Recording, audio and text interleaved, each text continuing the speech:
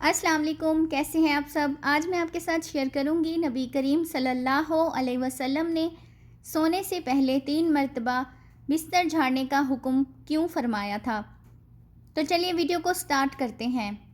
اسلام ایک مکمل ضابطۂ حیات ہے جس میں زندگی کے ہر پہلو سے متعلق رہنمائی موجود ہے، اور ہمارے پیارے نبی صلی اللہ علیہ وآلہ وسلم نے آج سے 1400 سال قبل جو سنت اختیار کی تھی اور ان پر عمل کرنے کا حکم فرمایا تھا، آج ان احکامات کو سائنس بھی درست تسلیم کر رہی ہے۔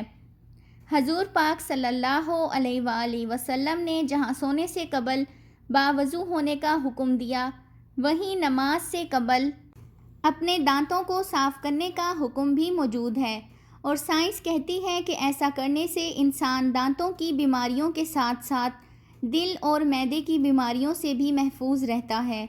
نبی صلی اللہ علیہ وآلہ وسلم کے احکامات اور سنت سے یہ ثابت ہے کہ سونے سے قبل اپنے بستر کو 3 بار جھاڑ لینا چاہیے۔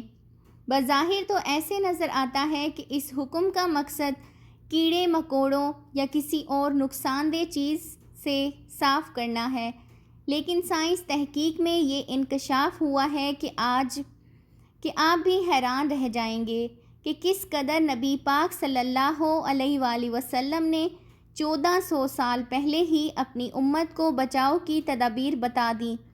سائنس کے مطابق انسانی جسم میں میٹابولزم کا عمل 24 گھنٹے جاری رہتا ہے، جس کے باعث ہر پل سینکڑوں نئے سیلز بنتے ہیں اور پرانے ٹوٹتے ہیں۔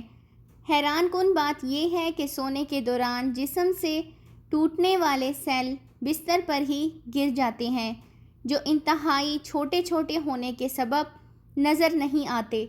اگر بستر کو بغیر جھاڑے اس پر سونے کے لیے لیٹ جائیں تو یہ مردہ سیلز جسم میں داخل ہو کر کئی مہلک بیماریوں کا سبب بنتے ہیں، اور سائنس نے بھی یہی ثابت کیا ہے کہ ان مردہ سیلز کو صاف کرنے کے لیے بستر کو کم از کم 3 بار جھاڑ لینا لازمی ہوتا ہے، اور ایسا کرنے سے خطرہ بھی ٹل جاتا ہے۔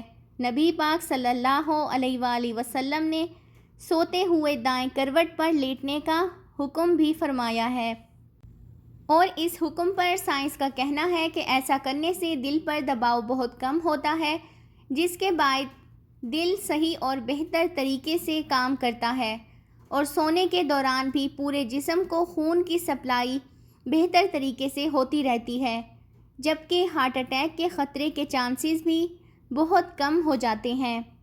اس کے علاوہ دائیں کروٹ پر سونے سے معدہ بھی اوپر کی جانب ہوتا ہے، اور اسے رات میں کھایا جانے والا کھانا ہضم کرنے میں بھی آسانی ہوتی ہے۔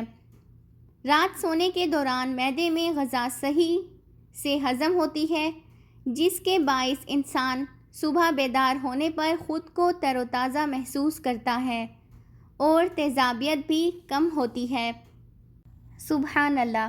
اللہ پاک نبی پاک صلی اللہ علیہ وآلہ وسلم کی سنتوں پر عمل پیرا ہونے کی توفیق عطا فرمائے۔ آمین ثم آمین۔